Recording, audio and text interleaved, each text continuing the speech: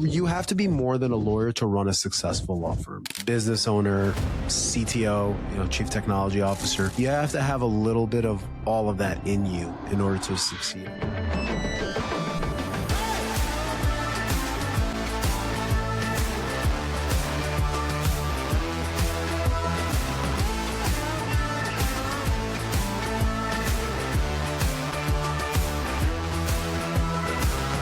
Most firms survive, the best ones scale. Welcome to the Managing Partners Podcast, where law firm leaders learn to think bigger. I'm Kevin Daisy. Let's jump in. What's going on, everyone? Welcome to another recording of the Managing Partners Podcast. We are in the new year as we're recording this. I know we have quite a backlog, so this could be coming out a little bit later in the year, but excited for this year. End of the year on a strong note for my companies anyway in 2025, but we got big goals for this year. And I'm excited to be recording with some fresh guests. Today we have Michael Cohan out of New York, has a really cool firm, very tech forward, and just excited to have him tell us his story, what he's doing different, so that we can all learn and apply it in our businesses. That's what this podcast is all about. So excited to be here with you all, and thanks again for listening as always. Michael, welcome to the show, dude. Thank you so much. Happy New Year. I'm psyched to be here. As far as technology goes, the new year is going to bring a lot of both challenges and exciting opportunities from a technology perspective. But, starting out, I started my firm out of a Starbucks with a laptop. And after I left my old firm, we had a whole fee dispute about the cases that I took, and it got kind of ugly. But having to do that forced me to be tech forward. So if a client had wanted to come into the office, there was no office. Everything had to be signed digitally. I had to be paperless. I was a quick adapter to Ring Central right away, which is a digital VoIP. So I was kind of forced into being tech forward, and now it's kind of become a habit or a structure for me in my office to be always looking at the newest technology and seeing how we could use it to better serve our clients. So now our firm, we're up to 20 people. Everybody's working remote. We do have a Manhattan office for when clients want to come in. And if we do, for instance, we do a monthly meeting, or if I need to meet with staff one-on-one, we'll go to the office. But I found that especially since COVID, people have adapted well to working from home and being effective. And if you have the right team, if you have A players, people that are willing to perform or want to perform and improve, then you're not going to worry about them slacking at home or not doing work. A lot of the stuff you see on social media, all jokes and memes about people working from home and being on the golf course at 1 p.m. We haven't had that problem. Because we've kind of set it straight. So I'm excited to be here. I'm excited to see what the technology advances in 2026 are going to bring. Yeah, things are moving fast, that's for sure. And obviously AI is mentioned on everything, every show, every conference, every podcast. But it's real. It's here, and you should have been using it well before now. But I wanted to back up a second. One thing you just said, which is something I was on a podcast the other day as a guest on someone else's, and they were asking me these questions about, growth and how do you maintain the growth you've had and culture and all this stuff. If you have A players, that's a dumb question. Like, oh, aren't you worried about your team slacking off or not doing their work? No, 100% not. 100%. If you only bring in A players and that's it, then those concerns go out the window. Right. Yeah. I mean, you're preventing that during the hiring process. You cannot wait for somebody to start working for you and then just set all these rules for them and expect them to follow them. No, in the hiring process, you've got to be making sure that this is a person who you're going to trust to be a responsible adult at the end of the day and prioritize their work. Now, of course, if somebody has a doctor's appointment or they want to go grab a cup of coffee, you're not going to kill them over it. I mean, that's the freedom that they have, right? But again, culture is driven from the top, but it's built from the bottom. Meaning that I could scream and bark and scream about culture all day, but at the end of the day, it's the hiring process, the intake process, the training process, which kind of builds the foundation for the culture that allows your A players to thrive and not slack. So yes, and those A players protect that, and so they stop a B or C player even coming in that room. Right? They're like, this is how we do things here. This is how I like to do things, and everyone else does too. And they'll stick out like a sore thumb, even if they make it past the hiring process that you have. Exactly. So it's just a cool thing to be like, to be able to say that. Because when you said that, I was like, oh, that's, people ask me that all the time because I have over 60 remote. And it's like, wow, some people go like cringe. They're like, oh no, like you could be like having all these people wasting all this time and money. And it's just not the case. So it's not. And you're right. Just like that here on the show. Yeah. I mean, and just like you said, the A players will not allow, the B players will feel uncomfortable. The B and C players, they will not feel comfortable working at a place like this. And the A players will come to you and say like, look, I think this is a B or C player. Here's the reason why. So you could build that foundation to weed them out or keep them out. But and people, if you're trying to hire attorneys and you can't find anyone and you're spending money on recruiters and all this, you ain't got to do that if you're a culture of A players. You just go to the A players and say, hey, who do you know that would be awesome to work here? Oh, they immediately have some folks in mind, or they'll go find them. Or you have a bench of people already, typically when you have a group like that. So, I know we're not, this episode is not a culture episode necessarily, but it's, Here we are. It's so powerful.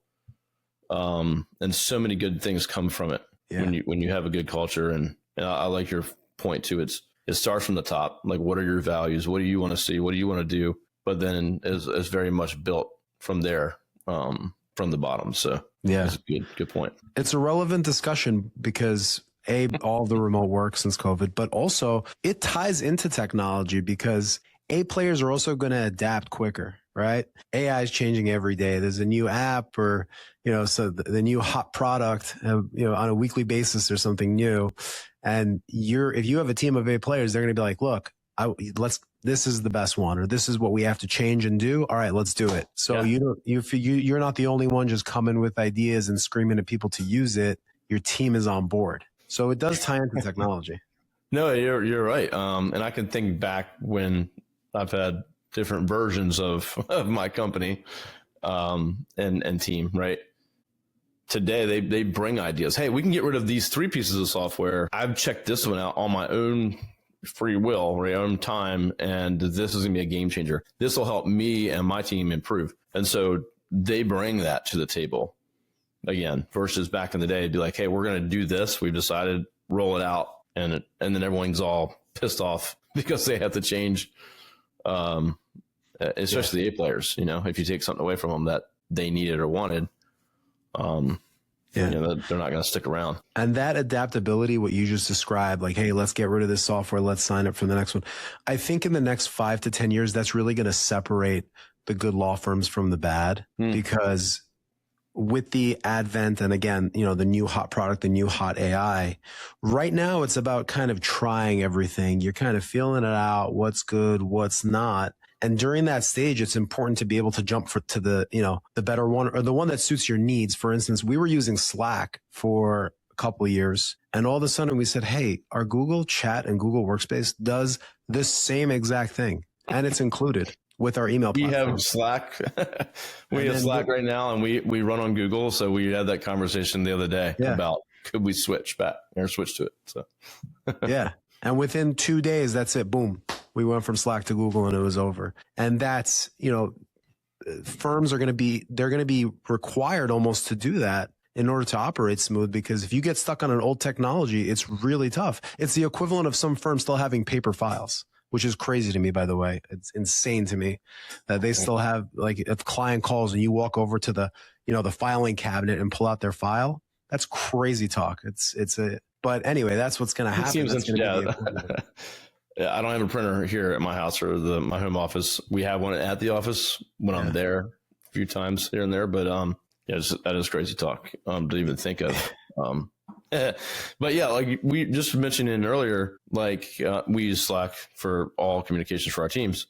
We're looking at, we just switch to that, but every month we're looking at, how efficient are we? How profitable are we? What are we paying for that we don't need? We always find stuff. Hey, we got 5 pieces of software. Yeah, we don't really need those. Let's cancel those. We pay for all the Slack licenses for all our team. we could move to Google and we're already paying for it. So you're looking for those efficiencies too, which you can pass on to your clients, to your customers.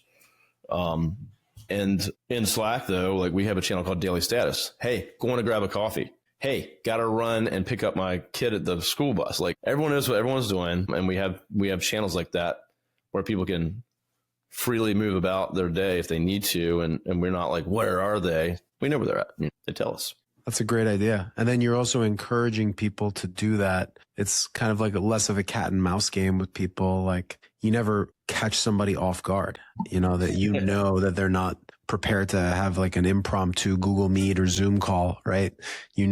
So it's a good way of encouraging people to do that. And that's it. I mean, law firms are running like tech companies. I think they will be over the next 5 years. It just is what it is. And you got to keep up. Yeah. I mean, the ones that don't are going to be way left behind, and the clients want the efficiency. They want the access. They want the, if you're billed by the hour, right? They want the lower cost savings.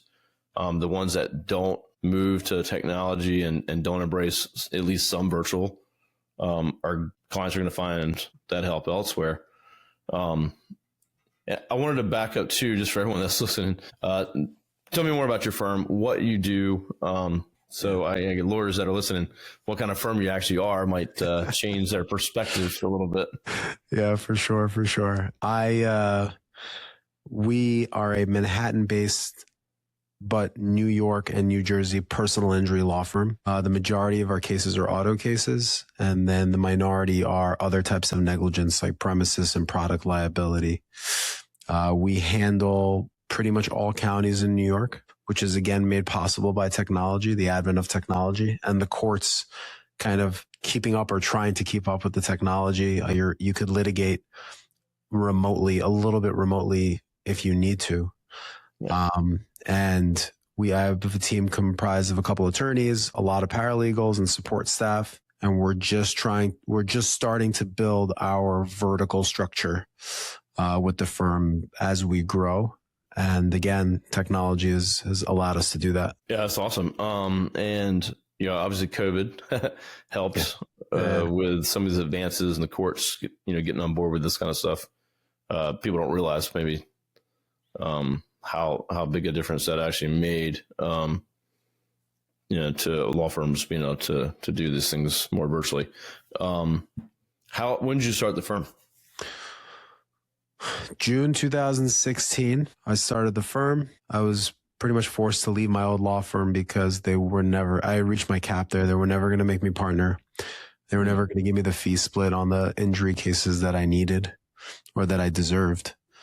So I left. I took my laptop to a Starbucks. I contacted all the clients I had referred there and asked if they would come with me. They all agreed, and we were off and running. Eventually, I got one paralegal to come work with me out of the Starbucks, and I had to buy, it was summertime, so I had to buy 2 iced coffees a day for the manager not to kick us out. One in the morning, one in the afternoon. Not squatting. Squatting. Yeah. They weren't calling the police, even though these days in New York, it's more acceptable to do that. Back then it was not. And that was it until we got an office space like 6 months later. And I feel like I've had my foot on the pedal ever since. Just constant growth, constant maturity, both as an attorney and a business owner. And I think these days, again, I feel like I'm repeating myself, but you really have to have, you have to be more than a lawyer to run a successful law firm. Again, business owner, CTO, chief technology officer, you have to have a little bit of all of that in you in order to succeed, I think. And I think, again, those firms are going to separate themselves over the next 5 years, even more dramatically than the last 5. Yeah, that's awesome. And a cool story. It made me think of like Jerry Maguire, like, who's going with me? Yeah. You got one paralegal to say, all right, buy me some iced coffees every day. Yeah. I'm in. Yeah, exactly. The one guy in the corner who nobody wanted anyway. That's the thing. Like every firm has its own vision, culture, niche, whatever. And you're going to find those players that want to follow for whatever reason. Like I'm in. And I think when you're starting out, it's like, why would they want to follow what the crap I got going on here? But those people find you and they're important to hold on to. That's for sure. It's tough to get people out of their complacency. You got a steady salary. You're working at a big firm. This was a big firm. We were on the 75th floor of the Empire State Building. Life was good. Well, The corner office, everything was lined up. But if you're not happy, you're not happy. And if you're not being properly rewarded for the work that you're doing, you're going to leave. And that's a lesson that I take with me and how I look at my own staff when it comes to time for raises and bonuses and rewards. There's always there's always in the back of my head, is this an A player that I want? Is this person happy? Am I creating a structure for this person to be here long term? And that's really important. It's really important. Yeah, because you have your own story, your experience to kind of think back on and say, wait, I was an A player and I wasn't happy and I left because of these reasons. Yeah. Yeah, one of the things I was thinking of earlier too is when it comes back to A players, your biggest concern with A players is that you can't keep up and they leave because they get better opportunity or they go start their own firm or something like that. So I've lost some great A players over the years that own their own companies now that are doing well and they're still friends. And you always go, why? Why are they leaving? Or unexpected, like, oh, crap, that person's leaving. I never expected in 100 years they would leave. But they're A players. Like, they can go do pretty much whatever they want anywhere. And so, yeah, keeping up with that, bonuses, paying them well, taking care of their needs, getting that technology that they requested, or at least hearing them out, right? Yeah, and it's harder to do with younger staff. I guess we're veering off a little bit, but Gen Zers, yeah, it is very difficult to know what's going to keep them satisfied in the workplace and what's going to keep them performing high. And I've learned you got to kind of lean in. Even if you disagree with, I go to networking events and I can't find anybody good who's in their early 20s, and these Gen Zers, they don't want to work and they're lazy. I think it's more that you have to kind of lean in and see what they want. They want to travel a little bit. They want to work remote. They want to, have a $7 iced latte every day at 11 a.m. It's just, you have to kind of see what makes them tick and lean into that. It's just a different experience. So I think it's more of an adjustment more than an impossibility. But that's another thing that's been going around about how, Gen Zers are tough to deal with. To me, if I hear a firm say that tells me that culture is not as important there, or it's probably a culture that's more abrasive to those folks. It's not somewhere they want to be or work, and you should have people lined up. I know some firms that are like, yeah, no problem, we hire anytime because everyone wants to work here. And you have other firms that are like, yeah, we can't find anybody. You're just blaming, the job market on it, or they don't want to work. And it's just not the case when you have a good culture, you run a good company. I think with the younger folks too, and within my team anyway, it's camaraderie. It's a team of people they want to work with. That's what keeps them there more so than what I can give them sometimes, Yeah. A little extra pay, things like that. That's great. But I think you also sit down and talk with them. We do one-on-ones with every team member every single week.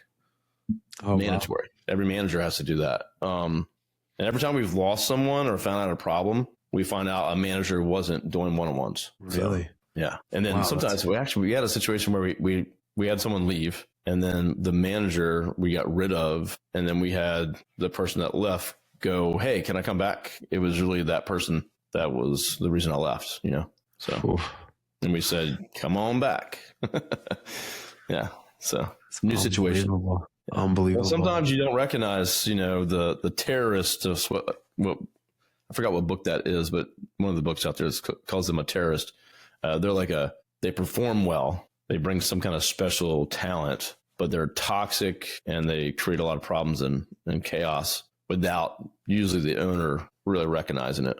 So yeah, and it's easy to. It's not easy to let that slip, but it could happen. You're caught up in the work and creating these processes and systems, and you're just like, you just assume that the high performer is also a good manager, but that's not necessarily the case. So you constantly got to be auditing yourself and your systems. Yeah, it's easy when there's like a rainmaker, like that is the terrorist, right? They're bringing in 3/4 of our revenue or a quarter of our revenue or whatever it might be. And that's hard to say, hey, we got to just get rid of that person because they're bad cultural fit. And the best thing is when you can actually make that decision and say, yeah, I know you're bringing in all this revenue, you're out. And the rest of the team celebrates, and it strengthens the hell out of that team that you have for sure. Have you tried, this is the wrong word for it, but have you tried quote unquote rehabilitating a toxic person and seen like, hey, maybe if we do trainings and this and that they'll change? I mean, in the past, I feel like we've tried to go those routes. I think we're past that point of no bullshit, no obsessions at this point. It's just, you're out. If we see something that is just, sometimes you just can't come back from certain things, so right. Now we don't play around. So yeah, if it's like, hey, they're a really good cultural fit, maybe they just they're not in the right position. We've always kind of been in the past like, oh, we don't create positions. If there's no position, you got to exit, right? We're not quite like that. So if we got a really good person that's smart and strong, and they say, hey, I'd like to try to be on this other team or learn this other thing. We had an account manager recently fall in love with the SEO and be like, I want to be on the SEO team. And we made that transition. So it's a completely different career path, but you talk to the team and say, hey, would you want her on your team? And she's going to be learning. And as long as they agree, then shit, let's go. Go for it. Yeah. Yeah. So. I've also found that sometimes like in the feedback loop with performance reviews or weekly meetings, they're lacking support or training. It's like, hey, I don't know how to do this, but no one ever taught me, or I'd love to learn about XYZ topic. And I think it's also important to provide that support for people who are a good cultural fit, willing to work hard, and may just be in the wrong position or maybe weren't supported in that position. It's really important to have those. Yeah, skill can be taught. I mean, so if you got a great person, good cultural fit, you want to be around them, you want to work with them, they need to learn some stuff, then that's easy. Obviously, being a lawyer versus not, that's a completely different situation. But most of my team, it's marketing, right? It's they can be trained and taught. Or your paralegal team, or admins, or receptionists, or whatever other positions you have. I think the biggest thing, they want to be there and they're a good fit at your firm. That's the harder part to find. So exactly, teaching them the substantive work is not as hard as teaching them to be a fit. You can't teach someone to be a good person. You can't change their behavior, really, so you got to hold on to those people if you can. Again, you don't want to just make up positions and it comes, it'll hurt them and you at some point. But, and that's the other thing too. Like, you let people go like, hey, I know you want to do this other thing. We just don't have that here. I think you would do better if we help you find a position somewhere else. And, because sometimes people think they have to stay. They like it there. They have friends there. They like you, whatever. And they just will stick themselves and get stuck and never say anything, because they're just being nice. But sometimes it's good to say, hey, you really want to go do real estate? You should probably, let's go try to figure out how to give you a real estate agent, whatever, whatever it may be. Yeah, it's good for both sides. Yeah, we actually had I had a kind of like a director position guy, local guy here to me, and still a good friend of mine now. He was our director, like over everyone. He was like our manager, and I have real estate. My business partner has some real estate, and so we're always like, hey, everyone, you should reinvest. You should do other things outside of this job. Like you should, this is your life. He got into real estate, liked it, loved it, and he left to started his own real estate company. Wow. He fell in love with that, and that was kind of our doing. It was going to happen one way or another. It is what it is. Better to happen on your terms than on theirs. Yeah, other than a big surprise, like we have no clue what's happening. Why'd that person leave? Yeah, so put it all out there, right? They might fall in love with something that you put them in touch with, but it is what it is. It's going to happen. Especially in a very flux job market where a lot of people are taking jobs just because like it's a job and they want to get paid. And they don't necessarily know, or that's just what they have experience in. Maybe somebody graduated college and they're a paralegal. They've always been a paralegal. They don't know anything else. And then once they've been exposed to a little bit, they could be like, oh, maybe I want to do this, this, and that. That's happened to us before as well. 100%. Yeah, I mean, I've owned marketing companies for a long time, but I wouldn't want to be doing the work. I would lose my mind at this point. So that's a good point. Just because you hired a paralegal that's been a paralegal forever, they might hate it, or maybe they just feel like that's what they have to do. Yeah. Situation can change. So yeah, anyone listening, you're going to lose people that you don't want to lose. You're going to bring in people that you shouldn't have hired that are going to screw things up. People is the hardest part of a business, in my opinion. But it can be the most powerful thing if you put time and energy into it. So yeah, exactly. I mean, that goes for employees and for clients, right? Just dealing with people, the clients, their personalities, their stories, their issues.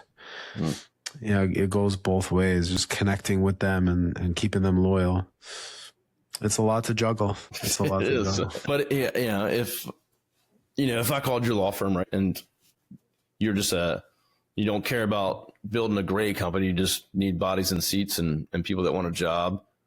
You lead from the top down, and people just have to show up and that's it, and blah blah blah. The experience that I get when I call your office, I talk to an admin or a receptionist, when I interact with a paralegal, or maybe a lawyer that you're not paying or giving him what he's due or she, what's my experience going to be like, right? Versus the opposite of that, right? Where everyone wants to be there. Everyone's looking for efficiencies. Everyone's looking to help the client. Everyone's happy to just be there and do their job. Totally different experience. Referrals go up, reviews go up. That is your brand. That is your marketing, your people, right? Because I can get you leads all day. That's what I do. But what happens once they call you and interact with you? Why would they go with your firm? And the firm has all the ownership on that. You can't blame a marketing agency for the deals not signing and the not closing. So there's a lot to think about. Every contact with a client is a sales call in one way or the other. It is. And I think that people might underestimate the structure it takes to have in place to do exactly what you just said, to have a consistent, positive customer service experience from the bottom all the way to the top. It takes structure, it takes training, it takes auditing, and people might not realize that. Oh, send me the cases, send me the clients, send me the business. For you to do what? For you to botch it? It has to be, the structure has to be in place before you move forward to scale or grow or whatever it is you want to do in your business. Yeah, sure. If you don't have the technologies in place and metrics and tracking to be able to pinpoint a weak spot, right? And be like, hey, we can improve that. And you should be always going, how can we improve, just over and over and over? Because things are changing, markets changing, people's habits change. But yeah, you got to be dialed in all that stuff. And I love what you said there too. Like you're mapping out from they see you online or see you on a wherever, all the way to they just referred you another client. And how do you map that whole thing out? And then you just start fixing things and adding things. If you're just starting a firm, you're not going to be able to do all that and plan it all, but you can still map it out and say, all right, here's where we can't afford to do these right now, but we know we need to fix this later. Here's the most important things that we can work on now. So it takes a lot of humility, and it also takes a lot of reflection. You have to be able to map it out and also be willing to say like, okay, I'm doing this wrong. You have to be willing to say like, wow, maybe I'm not so good at this. Like I learned very early on that I could be very good at taking a complex topic and oversimplifying it almost to a fault, where clients are like, wait, that's it? So sometimes if you want to have like a very high level discussion about the complexities of an issue, I might not be the person to talk to. And sometimes I'll defer to like a senior paralegal or another attorney to be like, they want you to sit down and go through this. I'm not that person. I'm the guy that's like, you want the quick and dirty? This is how it's going to go. I already know how this is going to end, and this is how it's going to play out. So it's like understanding your weaknesses and be able to plug those weaknesses with either staff or structure or whatever it is to make sure that the experience is consistent is not easy. No, it's not actually. And it's funny too, like, because I suck at a lot of things. Like I'm bad at I'm like OCD, I'm ADHD for sure. But tasks and little, small things like that, I'm terrible at. I'm good at sales. I'm good at making relationships, talking to people. And my team now knows what I suck at, and they've just put things around that to avoid things from happening. Right. So, but yeah, you kind of have to be like, yep, I suck at that. And it's a known thing. And there's things I'm good at. Right. And try to, how I can do more of those things. And then put people in place or process to do the rest of it. So yeah, 100%. Got to have some humility for sure. Well, it sounds like, your firm is just growing, and you're doing a lot of cool things, and doing it virtually, lots of technology, a team of A players. Sounds like you got a great culture there. So, we got some similarities for sure. What's kind of some goals, 2026? What's your plans, and anything exciting that you got coming up you want to share? Yeah. So for 2026, our goals are to, create a little bit more accountability when it comes to meeting structure. It's very easy if you're on the phone with a client or on the phone with an insurance company to not blow off a meeting, but just show up late or not be prepared for something. And we're looking to create that structure with as much technology help as possible. For instance, there are certain AI platforms that if you have a meeting that's a follow-up from a previous one, it'll automatically email you the notes from the last meeting. Like, hey, be prepared. This is what happened last week. So we're looking to create that kind of structure with especially our older staff, because the younger staff, they get it quick. I think they're okay with it, but older staff may not be so adept. And then the other thing is really creating custom LLMs and GPTs. I think every company, definitely law firms, I think should have, but every company should have a custom GPT where an employee could log in and say like, I'm having this issue, according to our company manual, training, handbook, common practice, what should I do? And just having that one center resource for staff to go to. It's a lot of work. It's a lot of customization, and it's not really a set it and forget it thing. It's something that constantly needs to be worked. But I think once you get to that point, you're decentralizing a lot of your firm away from you having to answer questions and make decisions, as long as the technology is reliable. So that's one thing that I'm working on for 2026 is perfecting that GPT so that I wanted to get to the point where the paralegal drafting documents. I think we're past that point. If you're not using AI or some sort of technology to draft documents, you're going to fall way behind the next year or two. But 100%. Even the next level, like, here is the information on the case. What is your analysis as to how much you think this case is worth? Obviously, people might hear that and say, well, you're going to rely on a computer to give you a case value? No, we're not going to do that. But I want the paralegal, before they come to me, to decide what we're asking for in a case or how much a case is worth, to allow me to be fully prepared to make all the decisions. And the AI could help you find the holes in a case. What's missing, what's your weaknesses, what's not there. And then from there, you could either improve the case, obtain more information, or make an informed decision as to how to go forward for a client. I think that's the second big goal. And then the third is to kind of automate communication with AI. I think that's the toughest part about personal injury. Everybody complains about my lawyer never contacts me. We don't have that problem. We have over 500 5-star Google reviews. If you look us up, our clients are very happy with the communication process. But I think that technology could do a better job of assisting in all of those important touch points. And that's what we're going to be looking at in 2026 to help improve our processes internally. I'm really excited. Plug for my friends over at Hona. They have Hona's AI that helps with some of that messaging and, sends out like videos and text messages, all the things, along the way, which is actually pretty cool. There's a couple other companies out there like that too, but just some folks I had on the podcast, and they got a pretty cool technology. Yeah, huge complaint. Almost all bar complaints or bad reviews have nothing to do with the outcome of the case. Zero. So it's all communication related for the most part. So yeah, yep.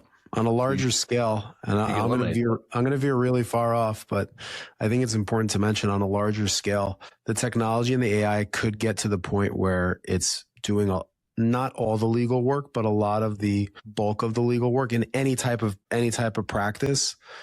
And I think that human skills, emotional intelligence are going to be bigger factors in hiring than they were in the past. 100%. I'm not hiring somebody to read a document because any software could do that. You're hiring that is, yeah. I talk about this a lot, and I got kids who are 12 and 14 right now. You know, who's going to hire you, right? He's going to hire the people that they want to be around, that has relationships, that, you know, because if it's just a turn a wrench job, you know, whatever job you can pick from a bunch of people, you're going to hire the people that you want to be around, this cultural fit that has that emotional intelligence, can have a conversation, right? Someone that can, you know, with a sales kind of mentality background, whatever. That's going to be a big difference in these kind of positions for sure. Yeah. Unless you want to go blue collar, and you know, you might be good there for a while, but yeah. But in service businesses specifically, not just law firms. So there was a movie, The Internship. I don't know if you saw it, with Vince Vaughn and Owen Wilson, where they lose their job and then they go get internships at Google, and like they don't know anything about technology. But the fact that they're able to connect with people and lead teams and bring people together allows them to thrive in their job. It's a funny movie, but I feel like that's the future. That's a funny movie. No, I think like that all the time, and I tell young folks or people that all the time, like that's going to be the biggest thing. And then these kids, my kids are not too bad, but you know, they're awkward. They don't want to talk to anybody. They're just on their phones all day, making less connections every day. I think so. Definitely could be an issue in the future, but those are the ones that are going to stand out and that are going to get the position. So, yeah. No one listening should have to worry about that personally, hopefully. Not yet. Well, Michael, I appreciate you sharing what you're up to, what you're doing, how your firm's operating. And it's really cool stuff. And, we talk about AI a lot and technology, but I think, on this episode too, we talked about A players, your culture, how important that is, and the pros that come out of it. Worried about people working from remote, they ain't going to work. Well, you ain't got the right team if that's what you're concerned about. So I think if we want to sum this episode up, it's focus on those things, hire the best people, focus on their needs, their wants, their goals, and build an awesome culture. And I'm telling you, those things will be not eliminated, but they'll be much less of an issue. Definitely. Thank you for having me on. It was a good time. I love talking about this stuff, and hopefully give some solid information to people listening. Yeah. Michael, I love your story and appreciate you sharing. What's the best way for folks to find you and connect? Yeah. Go to our website, cohanlegal.com, or our email address. You could email contact@cohanlegal.com. The way I differentiate myself from all the other Michael Cohens is my name is an A-N, C-O-H-A-N, for all the New Yorkers out there. Yeah, that's why actually Michael Cohan is down in Texas, has been a guest on this show. Totally different. Michael has a law firm, mostly in like trucking and but personal injury too. So I'm not sure if you know him. He's got a podcast too. So, but he's spelled, I'm pretty sure, with the E in there. So yeah, there's also Donald Trump's lawyer, Michael Cohan, who we'd like to differentiate. I can see that being more helps with SEO. Oh man, I probably shouldn't say this on the recording, but I had a firm the other day that was wanting to work with us, but they had their name was like the name of a city law firm, but they were in a different city in the country. Oh my god! And it was the last name of the guy. So, but it was. What could you do? I was like, man, this is going to be a mess, but they're not a client. They weren't really a fit for us, but that was going to be quite. I told my team about. They're like, oh man, that sounds terrible. Yeah. Anyway, good luck with that. Well, Michael, thanks so much for joining me. Thank you, everyone, for listening to the show. As always, I'm excited for this year. We have an awesome lineup of guests coming every single week. We actually might go to twice a week, because we had such a backlog, which is good. We had a lot of great guests, a lot of good information, and we'll keep bringing it to you every single week. So We'll see you soon. Michael, you stay on with me. Everyone else, get out there, grow your firms, do it smart, use technology, and work on that culture. It's the best thing you'll do. We'll see you soon.